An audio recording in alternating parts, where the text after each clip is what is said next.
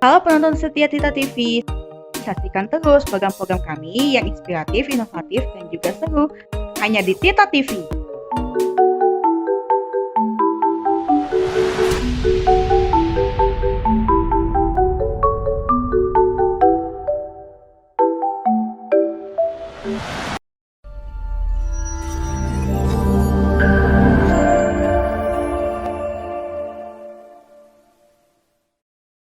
Oke, baik.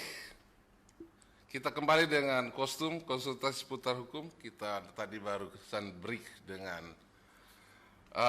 Mas kita tadi, sosok legendaris musik kita, Mas Faris, kemudian juga advokat Riko Zuhenry, dan saya udah nggak sabar sebenarnya, banyak juga pemirsa yang sudah ingin bertanya kepada legend kita ini.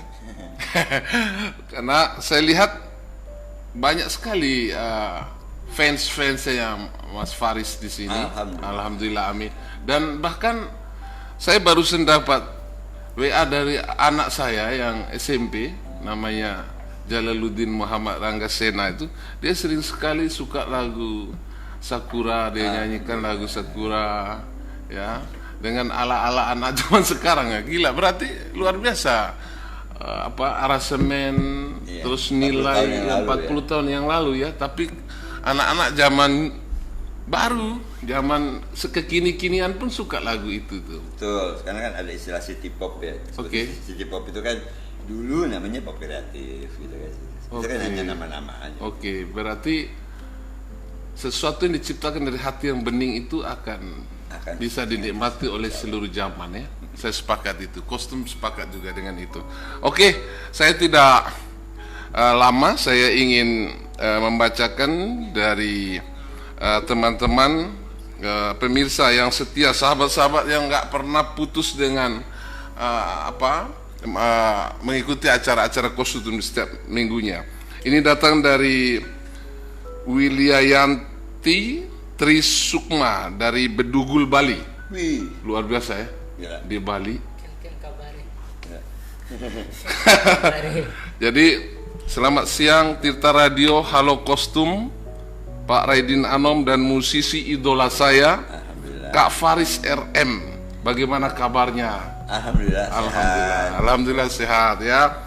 Bali, Mas Faris sehat-sehat saja. Sehat-sehat. Dimanapun. Kepingin ke Bali lagi. Oke, silakan nunggu nanti di Bali beliau ke sana, ya. Saya mau bertanya, saya seorang konten kreator, Oke.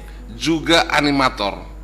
Apakah dalam membuat sound clip di video saya dengan durasi sekitar 20 detik itu juga terkena pelanggaran royalti hak cipta? Itu pertanyaannya.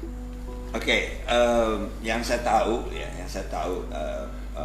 memang ada batasan-batasan seperti itu. Tapi ya betul sekali, tepat sekali. 20 detik itu kena. Jadi artinya kalau di saya misalnya di YouTube, kalau Wiyanti lihat YouTube channel Faris RM publishing channelnya, ada kata publishing itu yang asli, ya, yang official. Nah itu memang kami kalau memunculkan lagu lain memang hanya 7 detik, 8 detik gitu, supaya kami tidak bergerak. Karena lucu, ya. Bahkan misalnya kita lagi interview terus misalnya di mall, Ya. di sayap-sayap ada itu kena itu. Oh, kena itu, ya, 20. Jadi artinya benar-benar memang saya pernah sekali waktu kita lagi wawancara antologi sama YouTube channel saya, kita nggak perhatiin di belakang ada lagu Latin lagi diputer. Sebetulnya kecil sekali, bahkan kita aja ngobrol kita nggak sadar ada kok. Itu pas keluar kena klaim. Oh, ya? Kena klaim. Kalau anda nggak turunin itu, kita pusing kan nyari lagu yang mana gitu kan? Oke. Apa lagu kita ada yang jiplak atau mirip gitu? Nggak tahu lagu itu. Oh. Jadi memang sangat mesti hati-hati sekali. Ada jalan keluar bagaimana supaya tidak kena? Ya, artinya kita mesti hati-hati sekali ketika kita syuting atau kita apa, ya kita harus menjaga benar. Harus artinya jaga. dan sebaiknya dengan izin lah. Oh, dengan Artinya izin. kalau misalnya ya contoh, misalnya saya mengeluarkan duet saya Nada Kasih yang saya bawakan sama Titi DJ waktu pembukaan 45 tahun dedikasi musikal Faris. Itu saya izin dulu ke Titinya. Jadi saya dapat surat izinnya dulu. Sehingga kalau ada apa-apa bisa dipertanggungjawabkan secara hukum ya. Contoh juga kayak misalnya Rosa selalu kalau dia menyanyiin Sakura, dia selalu telepon mengurus dulu secara manajerial bahwa Oke. Nah itu apa tadi pemahaman yang bisa kita petik ya dari emang aturan aturannya banyak sekali karena sangat iya betul. Sangat rentan sekali. Nah jadi sebaiknya harus minta izin dengan si pemegang haknya ya. Jadi terima kasih untuk sahabat kostum Bu Widianti Trisukma di Bedugul, Bali. Oke, saya lanjut di pertanyaan kedua. Halo kostum, Tirta Radio, Bang Raidin Anom, Om Faris RM, saya Caroline di Denpasar, Bali juga. Boleh bertanya dengan Om Faris RM ya? Beliau ini manusia setengah dewa ke Taiwan Fales. jadi silahkan bertanya, pasti dijawab, mau hitam mau putih juga. Menurut Om Faris, apakah ada perbedaan kualitas dalam proses rekaman di era tahun 80-an, 90-an dan era digital saat ini? Dan bagaimana cara melihat hasil penjualan lagunya? Karena yang saya tahu dulu itu banyak kaset atau CD, tapi saat ini sudah mulai langka. Thank you ya Tirta Radio Kostum, Bang Raidin Anom dan Om Faris. Oke, yang pertama sekali saya sependapat ya bahwa era digital, gadget ya terutama, gadget itu memang yang paling parah kalau menurut saya pribadi adalah dia menghilangkan respect, Mas. Oke. Ya kan, dulu kita kalau mau dengar lagu mesti beli, kita mau nonton show mesti berangkat, ya kan. Ada respect di situ, ada effort, yang harus kita berikan di situ. Nah, ketika gadget itu nggak ada lagi. Nah, makanya saya bilang segala sesuatu itu memang harus diperkenalkan dengan benar. Jadi misalnya makanya saya nggak sependapat misalnya anak-anak kecil gini. Bahkan saya misalnya, saya cerita ya, dulu waktu mulai handphone gitu ya, saya nggak pakai handphone. 5 tahun pertama saya nggak pakai. Saya lihat dulu bagus baik buruknya. Okay. Orang pindah ke BlackBerry, saya nggak pindah ke BlackBerry. Saya tetap pakai Nokia yang biasa. Lalu begitu pindah ke smartphone juga gitu. Saya tunggu dulu, saya lihat dulu 2-3 tahun, saya lihat apa baik dan buruknya. Baru kemudian saya masuk. Makanya mungkin kalau Mas menyadari, tadi saya nggak lihat handphone kan, ya kan, nggak pernah saya nggak pernah di pokoknya sehari-hari juga anak-anak semua yang selalu saya nggak pernah. Oke. Saya begitu perlu aja begitu bunyi ada WA baru saya lihat ada WA. Oke, saya jawab. Jadi artinya sekali lagi bahwa saya percaya bahwa mempergunakan sesuatu itu memang harus ada alasannya. Itu satu. Yang kedua soal tadi perbedaan antara zaman dulu jauh banget. Dulu keahlian itu skillful, itu benar-benar skillful dalam arti kata yang faktual ya. Misalnya contoh ya, kita bilang kaset kita misalnya Sakura misalnya terjual total sampai hari ini 4,7 juta kopi Sakura, 4,7 juta kopi. Itu faktual, itu benda nyata ya, artinya memang secara fisik kita bilang. Living in the Western World, Barcelona itu adalah masterpiece Paris, itu yang paling tinggi selama sepanjang hari Paris, 7,8 juta kopi, membuat loyalitas fans Paris seluruh dunia total menjadi 2,1 juta orang. Nah, hal ini sebetulnya kenapa? Itu pertanyaannya kenapa gitu ya. Sebetulnya jawabannya adalah karena kejujuran. Kita main musiknya jujur. Oke. So, salah ya orang dari depan. Dan nggak ada bantuan. Kata kuncinya ada kejujuran. Kejujuran. Berarti lebih pantas itu Borobudur warisan dunia. Ya pantas lah. Daripada bangunan apartemen saat ini. Gini, kalau itu bisa itu kan bangunan ya. Artinya kan bangunan kan juga dengan teknologi. Tapi juga jangan lupa dengan tata yang sama, yaitu fondasi. Fondasi. Nah, kalau sekarang enggak. Benar-benar fenomenanya berubah, fondasi nggak perlu. Contohnya misalnya AI misalnya. Oke. ya kan? Nggak perlu tahu. kita nggak perlu tahu caranya, misalnya masak sayur lodeh gitu. Tanya aja. Aku pernah ya ngetes waktu pertama kali anakku cerita soal AI, soal ChatGPT ya. Ya, coba tanya dia tuh ChatGPT. Tanya jangan yang biasa-biasa, yang aneh aja tanya. Saya tulis dong.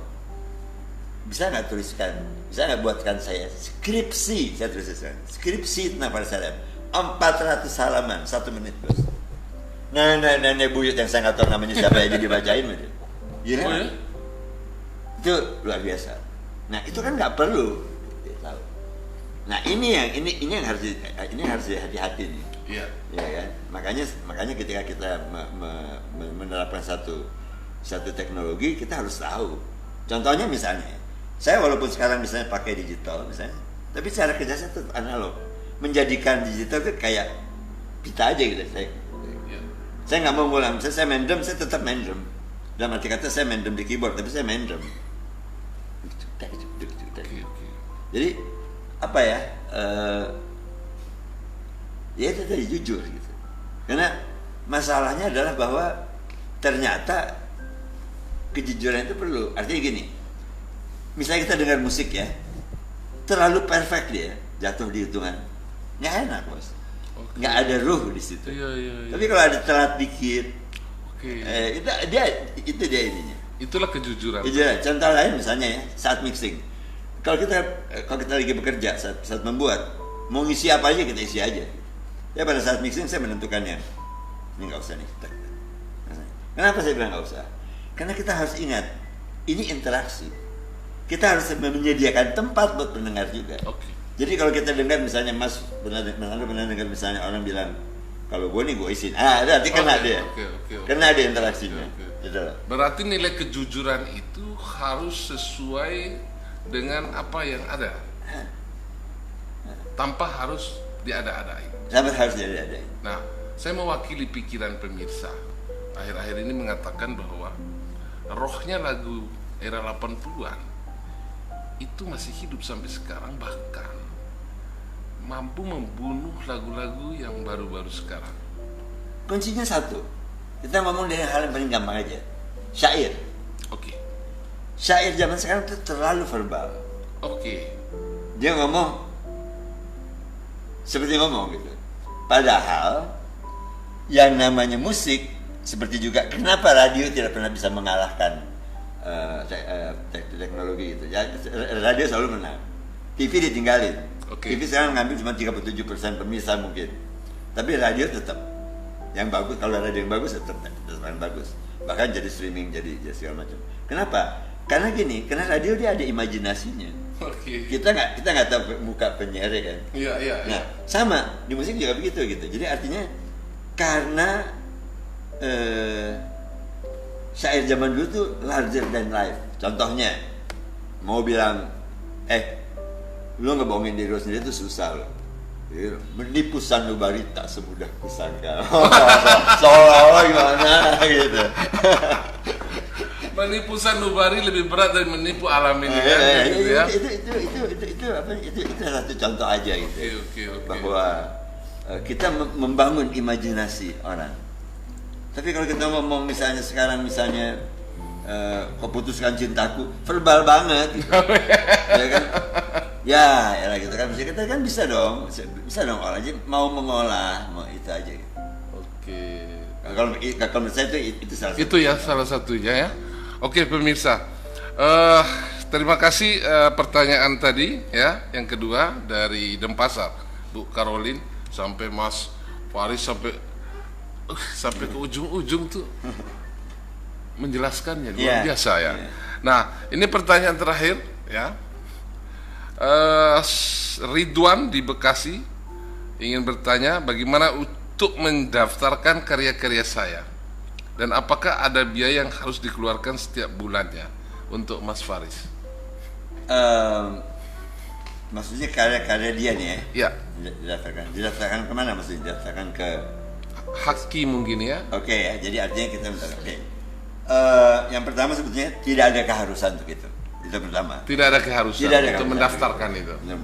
Karena jadi gimana pun sebuah karya adalah milik penciptanya gitu ya. Kalau misalnya emang lagunya Anda, ya lagunya Mas Ridwan ya Mas Ridwan nggak pernah mendaftarkan karena didaftarkan ataupun tidak faktanya itu adalah lagunya Mas Ridwan toh kan gitu. Oke. Ya, tapi kalau misalnya mau didaftarkan itu adalah ada kepentingan yang lain gitu. Misalnya kepentingan yang lain itu adalah misalnya hendak menjaga agar lagu itu bisa jadi nyanyi. Tapi kan ada kan baru-baru ini kan misalnya kayak musisi ya saya nggak usah sebut lagi namanya yang sampai ribut-ributan karena si penyanyinya nggak boleh lagi nyanyiin lagunya itu gitu misalnya gitu kan. Kalau menurut saya goblok. Kalau mendaftarkan. Bukan, mesti gini loh. Si musisi yang tidak merelakan lagunya dinyanyikan oleh sang penyanyi yang tadinya penyanyi grupnya dia, kemudian akhirnya tidak jadi penyanyi grupnya dia, nggak boleh membawakan lagu itu sangat tindakan tolol maksud saya. Karena gini, pertanyaannya adalah ketika Anda menulis lagu, sebetulnya apa yang Anda harapkan? Kan nggak ada jawaban lain selain lagu itu dikenal, ya dong. Lagu itu sering dinyanyiin orang, ya dong. Dan apalagi zaman sekarang dinyanyiin orang tuh dia juga dapat untung kok. Dapat untung ya? Kena pusing larang. Mesti pusing ya? Nah, pusing larang. Oke. Goblok sekali lu gitu. Mau jadi wali kota pula. Jadi wali kota pula kan? Oke, terus dulu kita. Luar biasa ini.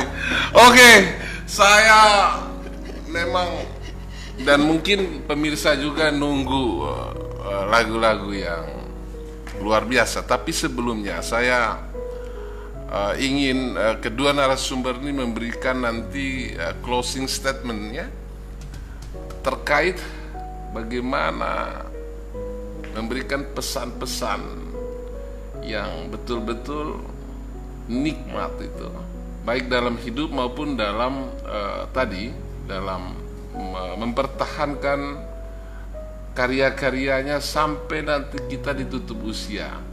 Oke, saya hanya punya satu kata untuk itu. Yang pertama adalah bersyukur.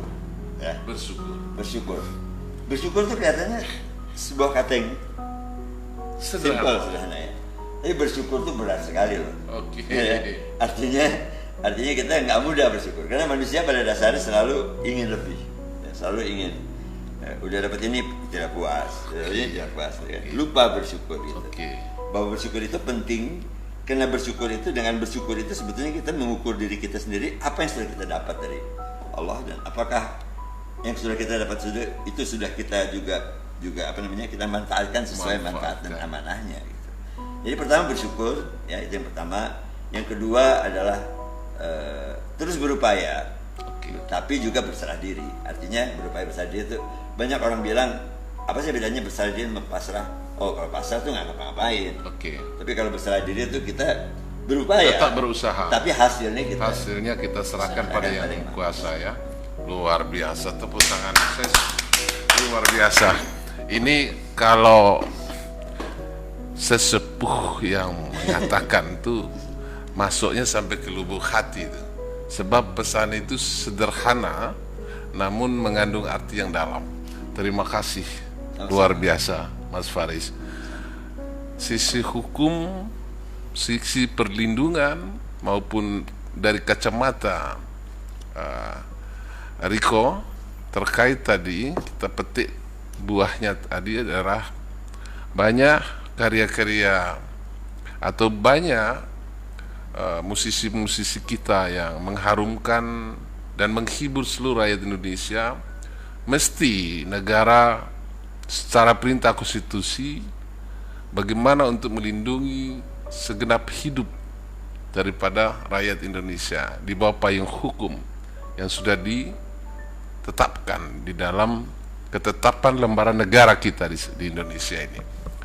Tapi memang masih juga banyak ketimpangan, perampasan hak secara sistem, secara berkelompok, secara kelembagaan, sehingga rasa keadilan sosial bagi seluruh rakyat Indonesia itu tidak capai pada titiknya, dan itu hanyalah sebagai lambang syarat demokrasi bahwa keadilan sosial bagi seluruh rakyat Indonesia dan kemerdekaan setiap 17 Agustus dinyanyikan itu hanya sebagai simbol bendera merah putih. Bagaimana statementnya Riko? Terima kasih Pak. Pertama saya sesalkan Pak, kemarin di debat capres tidak pernah ada yang membahas soal ini. Itu pertama. Luar biasa. Artinya negara tidak serius memandang ini ada suatu masalah. Di satu sisi dalam undang-undang negara menyebutkan setiap karya yang dibuat oleh masyarakat ataupun rakyat siapapun itu hak eksklusif yang langsung yang secara otomatis timbul. Padahal itu ya, terus saya potong dikit. Pendapatan industri musik di Indonesia itu kelima terbesar, Bos. Kelima terbesar. Kelima terbesar. Memang pajak. Pajaknya luar biasa. Coba. Artinya tidak serius. Iya. Makanya di closing statement ini saya minta kepada Presiden yang memimpin sekarang maupun nanti 2024 harus mengevaluasi untuk masalah Ini kultur ya, ini budaya. Budaya. Ya. Ini budaya kan. ini HAM, hak asasi setiap manusia yang harus dilindungi. Iya. Ini diatur di dalam Undang-Undang 45. Apalagi masalah kultur lagi. Betul, Masalah betul. budaya, menjaga budaya kan ini. Betul. Jadi negara harus serius. Betul. Saya minta Presiden ke depan untuk mengevaluasi masalah ini untuk serius. Satu, pertama, negara sudah membentuk LMKN, tapi faktanya tidak efektif. Harus dievaluasi, secara peraturan masih banyak yang ceroboh saya pikir. Makanya kemarin saya minta berkali-kali untuk teman para musisi yang ingin memperbaiki ini, ayo sama-sama dan saya siap sama-sama kita gugat ke MK. Oke. Untuk merubah celah-celah undang-undang ini pertama. Kedua, negara jangan memandang bahwa masalah royalti, masalah musisi ini hanya masalah segelintir orang. Mereka tidak ingat bahwa ini adalah hak asasi setiap manusia. Inspirasi lagi kan. Bukan hanya musisi papan atas. Betul. Ada juga musisi-musisi jalanan juga yang Harus dilindungi ya. harus dijamin haknya. Makanya statement hari ini yang closing hari ini pertama saya sesalkan di debat capres tidak di kedepannya Tidak ada di debat capres ya. Tidak ada dibahas. Oke. Kalau begitu mungkin harus nunggu saya jadi ketua KPU kapan-kapan baru saya bisa akan kasih materi untuk capres dan calon wakil presiden mendatang. Tapi saya dari kacamata kostum melihat bahwa kenapa penting teman-teman seniman ini di semua negara, sebab mau jadi wali kota, mau jadi legislatif, mau jadi gubernur, bahkan mau jadi presiden, jangan pas butuhnya aja mereka dipanggil. Betul. Tapi tidak pernah mau mengakomodir kepentingan hajat hidup dan kesejahteraan mereka. Betul. Giliran mau kampanye, minta itu. Iya, betul. Dan banyak yang mungkin yang menyedihkan juga seperti kau bilang tadi bahwa ini gitu. Mereka pikir gini, banyak saya sampai sekarang ya kemarin kita live segala macam, saya masih menemukan hal-hal yang gini loh, memandang kayaknya dunia hiburan tuh menyenangkan gitu. Dunia hiburan tuh gampang, padahal dunia hiburan tuh kompleksitasnya ampun, paling ampun kompleksitasnya. Aku rasa nggak ada bisnis yang sekompleks. karena pertama aja deh jiwanya dulu. Sekarang gini Mas, kita dengar satu lagu Barcelona misalnya, kita ini semua dengan yang ada di sini 1, 2, 3, 4, 5 orang itu dengarnya beda-beda Mas. Percaya nggak? Cara mendengarnya beda-beda. Ada yang dengar apanya, ada yang dengar apa. Semua betul. sepakat bagus, tapi ada yang dengar beda. Betul. Jadi bayangin kalau saya ditanya sebagai orang, kenapa jam? Oh, ya mesti saya bangga. Kenapa? Pertama satu ya, saya menyenangkan orang lain, pahalanya baik. Tapi yang kedua juga yang jangan lupa adalah bahwa musik adalah satu-satunya wujud benda seni yang tidak ada wujudnya.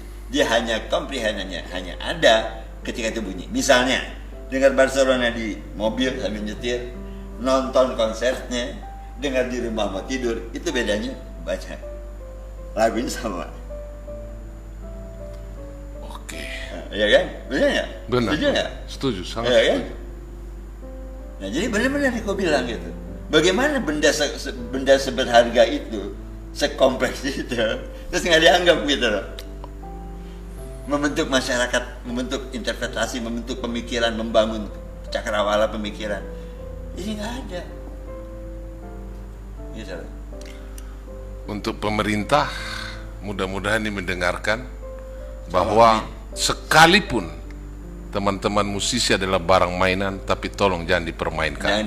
Terima kasih ya. Saya untuk membunuh rasa konslet di pikiran saya harus ingin mendengar lagi sekali lagi sebagai lagu penutup dalam acara kostum, yaitu Barcelona. Terima kasih, kami undur diri. Assalamualaikum warahmatullahi wabarakatuh.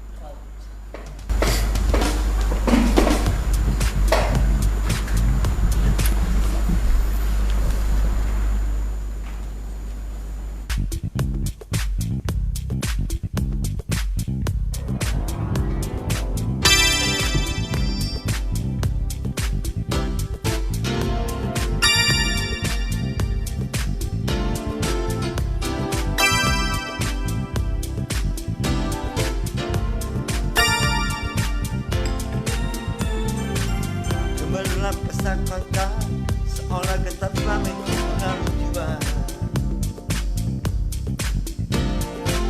Ku duduk terhanyut mangsa di sudut semalam plaza Catalunya. Kala sepasang mata menatap wajah, mengajak berdansa, sapanya quiere usted bailar conmigo.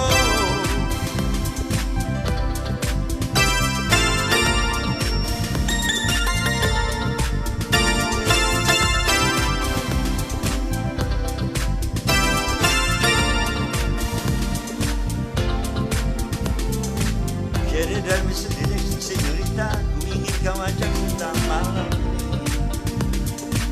malam ini, como se pronuncia ojita, ingin kunyatakan cinta sepenuh rasa.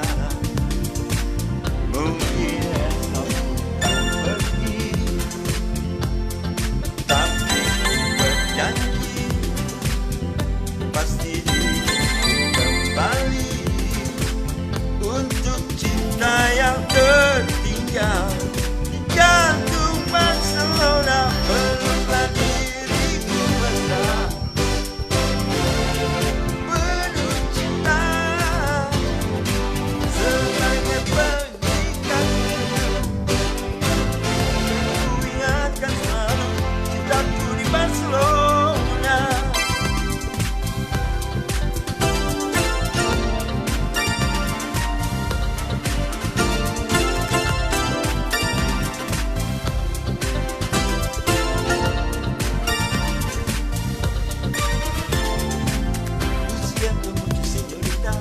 Harus meninggalkanmu sejenak waktu.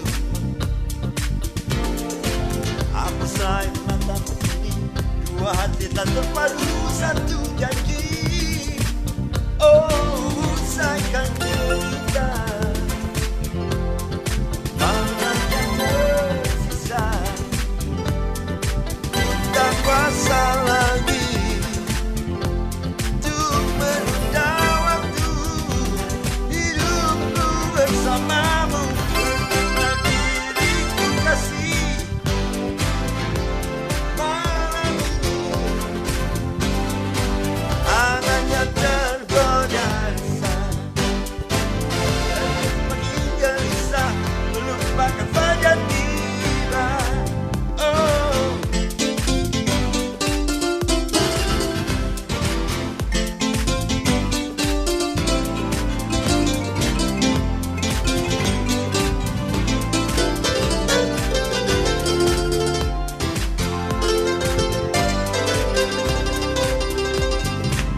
mungkin esok bukan pergi, tapi ku berjanji diriku kembali untuk cinta yang tertinggal. Jantung Barcelona, peluklah diriku kasih malam ini, di hariku kau kembali, dan ku ingatkan janji cintaku